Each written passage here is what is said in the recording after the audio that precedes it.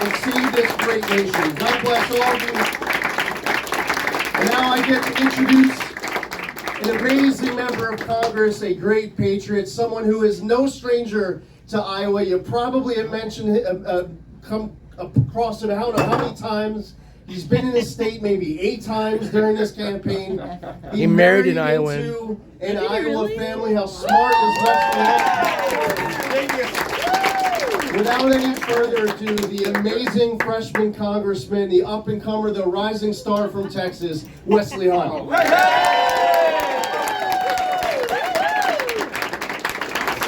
Good job, Lee.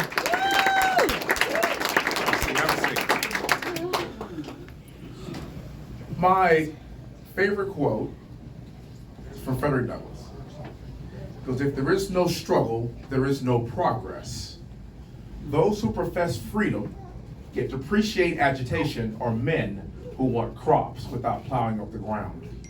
They want rain without thunder and lightning. They want the ocean without the awful roar of its many waters. The struggle may be a moral one or a physical one, or it may be both moral and physical, but there must be a struggle. For power concedes nothing without a demand. It never did, and it never will. He began it by saying, if there is no struggle, there is no progress. Well, for the past 3 years, we struggled. And in 2024, because of your help, and with President Trump back in office, that will be our progress. Right. And that's what we are fighting for every single day for our country and for our children and for our children's children and for you. And do the right thing, by the way. Just do the right thing. Thank you. I have a 4-year-old daughter, a 3-year-old daughter, and a 1-year-old little boy in my house right now. And I'm a genius because I did marry an Iowan from Macomb, Iowa. I'm on recess right now, and I want to be with them so badly. But I want to be able to look at them, and I want to be able to say, your dad did everything he could in his power to try to save this republic for you. That's right. That's right. I'll spend time away from my family to encourage you, ground zero, for this whole thing begins. January the 15th, to get out there and do the right thing by our country so we can be the progress. I view this as a form of service. And service is very important to me because my dad's a retired colonel in the Army. My sister went to West Point, my family first. My brother went to West Point, and I also went to West Point. There's 60 years worth of military service just in my immediate family. And I am by far the coolest one because I was an Apache helicopter pilot and they weren't. I am so very proud of that service because that's why I'm here as a congressman as well, to continue to find ways to serve our nation. 14 of our West Point classmates died in combat. They aren't here anymore. It's very important for us to continue to find ways to serve for them because they're no longer here to serve for their country. This is what we need you to do on January the 15th. God is calling you to serve your country. And maybe it wasn't in combat, and maybe God didn't call you to deploy to Iraq or Afghanistan. Maybe God's calling you right now to get you and your neighbors and your family out to caucus for Donald John Trump. Bring it.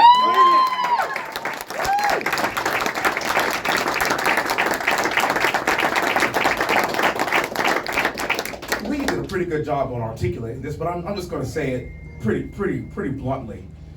The Biden administration sucks. It's the definition of abject failure. This is literally the worst inflation I've seen in my lifetime.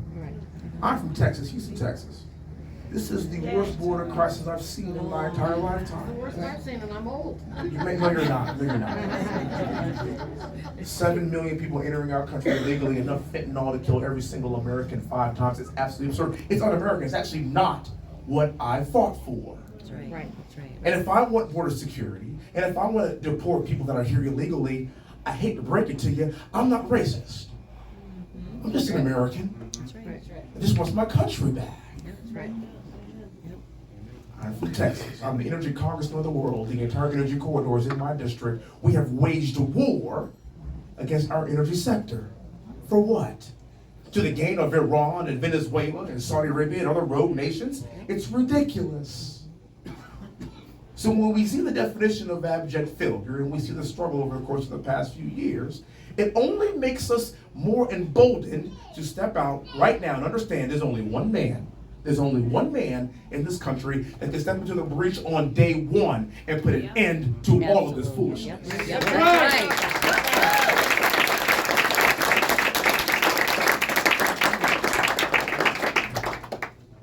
My great-great-grandfather was a slave.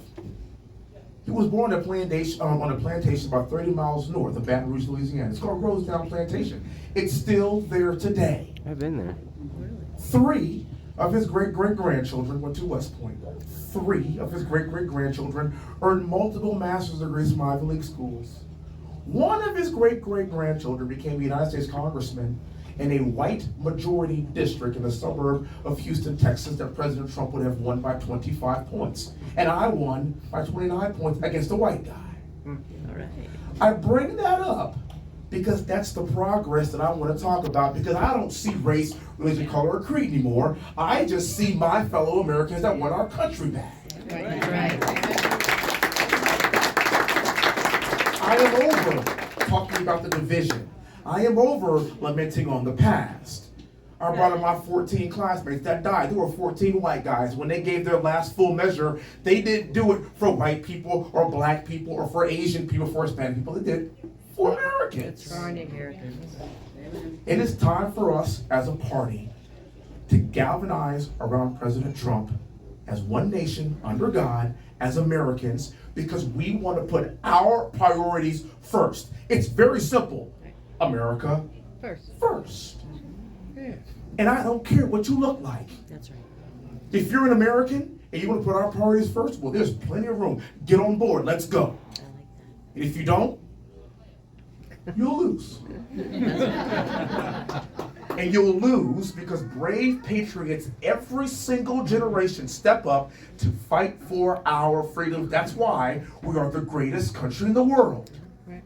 And if anybody's concerned about the way things are right now, let me tell you something. We've been way worse in this country before. Way worse. This is a country that went through a revolution. This is a country that went through civil war. This is a country where my father, who was born and raised in New Orleans, sat on the backs of buses when he was a kid. This is a country that became back-to-back World War champions. This is a country that survived 9/11. And if we could survive all of that, we could survive Joe Biden. That's right. That's right.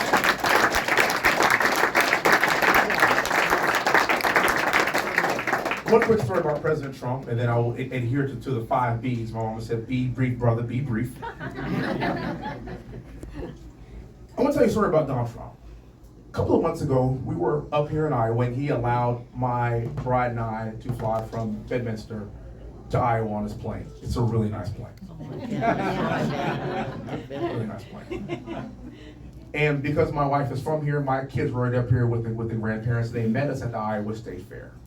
You can imagine as President Trump ascended onto the Iowa State Fair, it was like the Rolling Stones. It was unbelievable to watch that happen and to realize that this man is a force of nature. That's why he's going to be our next president. When you see it live, it's actually quite remarkable. And at one point, I was able to get my daughter through Secret Service, and I tapped him on the shoulder, and he was in full campaign mode. I mean, he's shaking hands, saying hi, doing his thing, signing everything. And tapped him on the shoulder. I said, Mr. President, real quick, I want you to meet my daughter. She's been dying to meet you because she watches Home Alone 2 every single day. And he's cameoing in the Plaza Hotel. And every time he's like, Donald Trump, Dad, look, Donald Trump. I know him, you know him, he's Donald Trump. I tapped him on the shoulder, I said, Mr. President, I want you to meet my daughter. And he goes, where is she? I said, sir, she's right here. He looked down. The world stopped. The campaigning stopped. He looked down, he scooped my daughter up, looked at her and said, well, aren't you a beautiful young lady, and you can be whatever you want in this world? Gave her a kiss on the cheek, took the best picture I've ever taken, and he looked at her and he goes, thank you, Mr. Donald Trump. And he sat her down and he goes, you have a beautiful daughter, we are going to save this country for her. And it was in that moment that I realized why he's doing all of this. It was in that moment that he had an acolyte me for life because of the way he treated my daughter. And it hit me. He's a granddad. He has kids.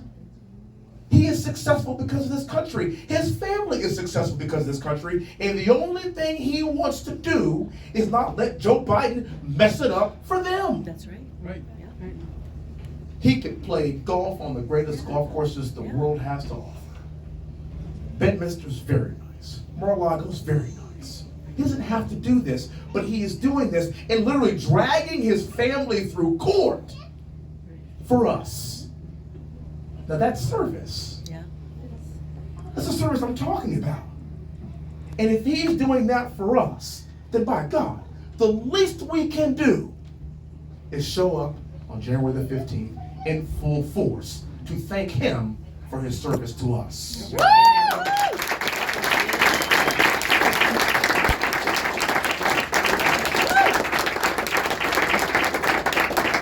This is literally my home away from home. I love me some Iowa.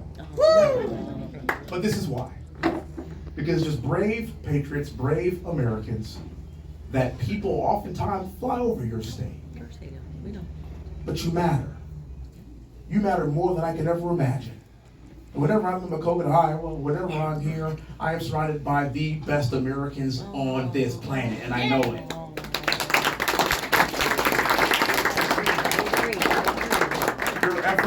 Your efforts, January the 15th will win the day for us. But we need you desperately. This is ground zero. We must win big here. We must win big in New Hampshire. We must win big in South Carolina. And at that point, this is fait accompli. This whole thing is over going into Super Tuesday. And then we finally get to focus on what is the most important election that I have had in my lifetime. Right. Yes. And I want all of us to be able to say that we did our best. Well done, good and faithful servants. That's right. Thank you so much. God bless you all, and thank you for having me.